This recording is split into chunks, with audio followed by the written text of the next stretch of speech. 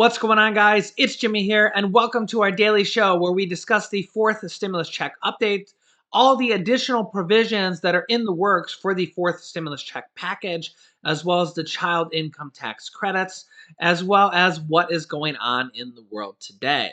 Several different things to talk about: the fourth stimulus check, the next infrastructure package, the child income tax credits, IRS tax returns, and tax refunds as well. Yeah, we got a lot to talk about. So don't forget to hit the like button for us. And if you're new to the channel, make sure to subscribe down below so you don't miss out on new updates. And here we go. The IRS is holding an unprecedented 29 million unprocessed tax returns, delaying refunds for many low income but also regular Americans. At least 8 million tax returns have been placed in suspense until an IRS employee can manually review them. And yeah, I've been getting more and more questions saying, Jimmy, update us on the IRS tax returns. Where is my IRS tax refunds? Where are my refunds? It's 2021. Where are they?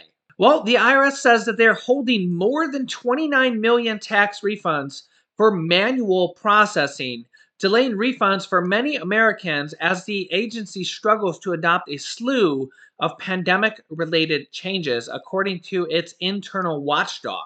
Quote, as one would expect, IRS employees are stretched thin working through the manual processing of these returns, says the national taxpayer advocate Aaron Collins, who wrote in a recent blog post, quote, so if a taxpayer's return is pulled for manual processing, there will be delays. At least 8 million returns have been placed in, quote, suspense until an IRS employee can review them to ensure the taxpayers received the fully promised stimulus check money. IRS officials are also calculating the earned income tax credit and the child tax credit, which are two tax credits for lower income Americans that were expanded in President Biden's third stimulus check package. So yeah, I've had comments from some of you guys saying that you've been waiting for 2 months now or more for your IRS tax refund. And yeah, let me know if you're still waiting on your IRS tax refund and how long you've been waiting. Remember, just like the IRS has a Get My Payment tool for stimulus checks, they also have a Get My Refund tool as well. But well, you know about those tools. Sometimes they're great and sometimes they don't have very much information, but you can check them for both the latest information. The IRS says that they also have sent out 2 million more stimulus checks. I think it was 900,000 via direct deposit and 1.1 million for through the snail mail, through the paper checks and debit cards, as well as expecting another round to go out next week before the month of April is over. So there will be more stimulus checks apparently going out before the end of April is over this month. So if you're still waiting on a stimulus check, you actually might receive that, the $1,400, before you receive your tax refund, which is, yeah, well, it is what it is. On the IRS's $10,200 unemployment tax break that was passed from the third stimulus check package, well, the IRS says they're still on schedule to give you this extra stimulus money. As you can see here, an estimated 40 million Americans collected a combined $580 billion in unemployment benefits last year alone. In most years, those who filed for unemployment would have paid income tax on that money. But thanks to a new provision in the third stimulus check package, the first $10,200 of 2020 unemployment benefits for individual taxpayers will be waived. Double that to $20,400 if you're married filing jointly and both people filed for unemployment insurance last year. But if you filed your 2020 tax returns before the third stimulus check package was passed, and before that $10,200 of basically bonus money for no taxes on that income for unemployed income, well, you wouldn't have got that extra money. For the average person, it means $1,000. It could be more or less based on your tax bracket. And I think there might one of the things on the horizon is they could pass this again for the year 2021 in one of the upcoming stimulus packages, either this next infrastructure slash stimulus package or even the next package after that, as some Democrats are already talking about another stimulus package after this to continue the economic portion of the recovery. Even though we'll probably still have the pandemic, they know that the recession slash depression is going to be around for a while and will not just instantly go away here within the next few weeks. But if you're waiting on your $10,200 basically stimulus check or tax refund, well, the IRS says the refunds will happen in two waves. Taxpayers eligible for the $10,200 exclusion who have already filed their 2020 taxes, claiming their unemployment insurance benefits, will be the first wave. The second wave is for married filing jointly taxpayers who are eligible for up to $20,400 exclusion, and others with more complex tax returns will likely happen in the second wave starting in May. As you can see here, the first refunds are expected to begin in May and will continue into the summer. There's no need to file an amended return unless you need to claim additional credits not included in this tax exclusion waiver. I will keep you up to date on this as well. Democrats are pushing for a fourth stimulus check and actually monthly recurring stimulus checks in this next infrastructure package, which will likely be in the second half of the package called the American Families Plan. The first part of the package, called the American Jobs Plan, focuses mostly on physical infrastructure. Well, it seems like Republicans are actually kind of rallying around this with their new counter proposal that is less than one-fourth the size of President Biden's $2.2 to $2.3 trillion dollars, with the Republican counter proposal that's only $568 billion dollars. Republicans think that this could be a deal or the start of a deal to a compromise to get this bill passed with Republican support, the first part of it. Here is a new bipartisan group speaking on the negotiations. Led by Maryland Governor Larry Hogan and Democratic Senator Joe Manchin. You know, good old Joe. Well, good afternoon, everybody. I convened this unprecedented bipartisan summit of governors, senators, and members of the House Problem Solvers Caucus to try to reach a bipartisan accord on a federal infrastructure package. Although we come from different parties and different levels of government, all of us are united in our commitment to bipartisan action to rebuild America's crumbling infrastructure. And I want to thank each and every one of these leaders for their willingness to come together in a spirit of bipartisan cooperation and to explore ways that we can find common ground on this issue, which is an issue so fundamental to our economy, to our environment, and to our way of life. And I'm pleased to report that we had a terrific summit yesterday and today, and we reached agreement on a series of principles that should guide any federal infrastructure package. The first and most important thing that we agree on is that any infrastructure package should be both developed and passed with the support of both Democrats and Republicans. Second, we agreed that this bipartisan package must include investments in existing physical assets to make our communities more livable and enable us to more safely and efficiently move people, water, energy, and goods across America. Now, with this in regards to stimulus, because stimulus really isn't in the first part of the physical infrastructure package called the American Jobs Package. It's more in the second package called the American Families Package. And there's really multiple different provisions. I think we have up to 15 possible different stimulus items, such as stimulus checks, the Medicare increases that would include dental, hearing, vision, and additional coverages, as well as the SSI Social Security increase of $279 per month that we went over in recent videos. And I can't even think about them all right now. There's student loan forgiveness, there's student loan savings plan, there's the child income tax credits to be expanded for more years. That all these different provisions will likely be in the second half of the package, and Republicans will probably never go for half of that even. So they're likely going to pass the second half through the reconciliation process. This is kind of good news for stimulus with a bipartisan agreement if they can do it on the first half. It really kind of is okay either way regarding stimulus.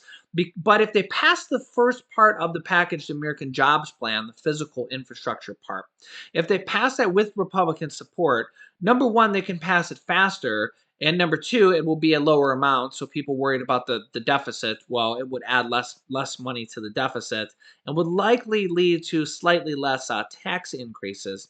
But more, maybe possibly more importantly, is they wouldn't have to use a reconciliation card or a reconciliation process to pass that bill with, which would mean that the Democrats would still have two more packages that they could pass with the reconciliation process, which means the Democrats can pass it completely on their own, and they won't need any Republican support for two more packages. So if they don't end up needing it for the physical part of the infrastructure, they can use it for the American Families Plan, which is the stimulus plan basically, and social programs plan, as well as the next plan, with which apparently some Democrats are already talking about, that there's going to have to be at least another package after this to continue the economic recovery. Remember, back in 2008, 2009, that recession, the housing crisis, which led to a broader recession, it took over 4 years alone for unemployment to get back to normal, and they weren't even dealing with a virus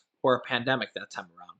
So it took 4 years to do that without a virus. So imagine what it could take with a virus. And most economists say spending more stimulus money now will actually take us out of the recession faster, and that each stimulus package could be partially or even fully paid for by a quickened recovery. Basically, if you come out of the recession 3 months or 6 months earlier by one single stimulus package, well, that package could actually pay for itself by people going back to work, paying more income taxes, more sales taxes, and more money going out to businesses, and the whole economy would actually pay for itself basically by getting back to normal quicker through more stimulus packages. So it's an interesting kind of proposition, economic theory, which is kind of more than a theory, but you know where I'm going here, right?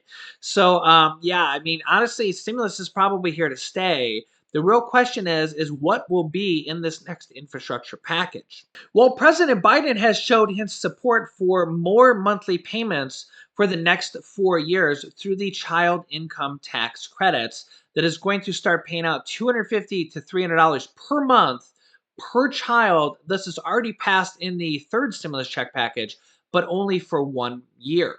As you can see here, families with children under 18 living at home may be eligible for monthly relief or monthly stimulus checks of up to $300 per child until the end of 2025, if a rumored proposal from the Biden administration gets through Congress. As reported by both the Washington Post and the New York Times, the American Families Plan, which is the second half of the stimulus package or the infrastructure package, whatever you want to call it, is expected to expand the child tax credit provided by the administration's $1.9 trillion stimulus package through December of 2025. This could give parents and legal guardians a total of $16,200 per child over the course of the next several years until 2025. Now, the IRS warns, though, is that you may have to pay back some of this new $3,000 child tax credit if these restrictions apply to you. As you can see here, however, these advanced payments, the child income tax credits that are supposed to start in about 2 months, are based on an IRS estimate from the available data like income, marital status, number, and age of qualifying kids. Outdated data may trigger an overpayment of the child tax credit, and you may need to pay back any excess funds. Quote, it will reduce your refund or increase your tax payment next April, according to April Walker, the lead manager of tax practice and ethics of the American Institute of Certified Public Accountants. That's how it would be paid back.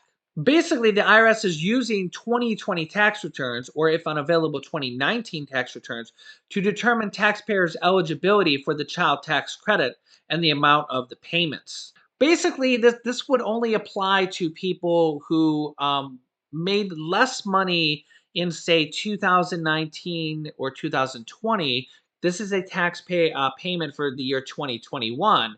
And if you started to make over the income limit for the age of 2021, which is basically the same income limit as the third stimulus check, then you could actually get a reduced payment or no payment. Again, it's based on the income limits of the third stimulus check, but it's based for this child tax credit is for the year 2021. So if you make well below the income requirements, then you really don't need to worry about paying the IRS back any money. Also, a new provision we learned about here just recently is that you don't actually need to have any money, or I'm sorry, any income to get these child income tax credits, which is a change because previously you would have needed income. As you can see here, you don't have to be employed to get it. This new child income tax credit allows households with no income to also claim the credit. This is a major change as previous rules limited the credit to those earning at least $2,500. In the past, families with very low incomes did not receive the credit, and they will receive the credit now based on this rule change from the third stimulus check package. So that's actually a very good change because I've seen some people say in the comments that they didn't have any earned income. Maybe they're on SSI or something like that, or they're dependent or something along those lines. But if you don't have any earned income or you made less than $2,500, apparently you will still be able to receive these child income tax credit based on a new rule change in the third stimulus check package. Whether or not you'll need to file a tax return if you don't file a tax return, a lot of low income Americans don't file tax returns. Whether or not you will need to file one to get these $250 to $300 child stimulus checks per month, I'll keep you up to date on that, as well as if you had a new baby. This new portal that they're setting up, you might be able to log in and basically tell the IRS about these changes or a new baby in your family. If you did, congratulations. So I will keep you up to date on everything in the fourth stimulus check package, all these new provisions, the SSI Social Security raise. Will we see the $200 per month Social Security raise for all Social Security recipients? The new Medicare expansion with additional Medicare benefits like hearing, vision, dental, hearing aids, and more, as well as lower prescription drug prices.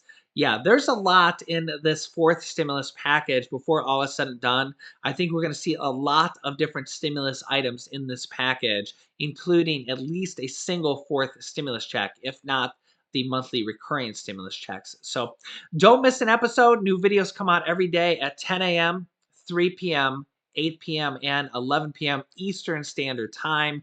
Make sure to subscribe down below if you haven't yet. It's completely free to do so. This way you won't miss out on new videos. After subscribing, click the bell icon that appears to all notifications to get reminder notifications for the first 3 videos of the day. The 11 p.m. video, you just got to remember to show up for. And there's also a share button down there so you can share this video with your friends and family on Facebook or Twitter or anything like that. You can click this top video here to watch my newest stimulus check video next. And this video teaches you how to start your own business selling products on the Amazon FBA platform. I've had dozens of students that have replaced their 9-to-5 income by selling products on Amazon FBA. Me and my wife sell products on Amazon, and we teach people how to do it. So click on one of those videos next. Thanks, guys, and I will see you in the next video.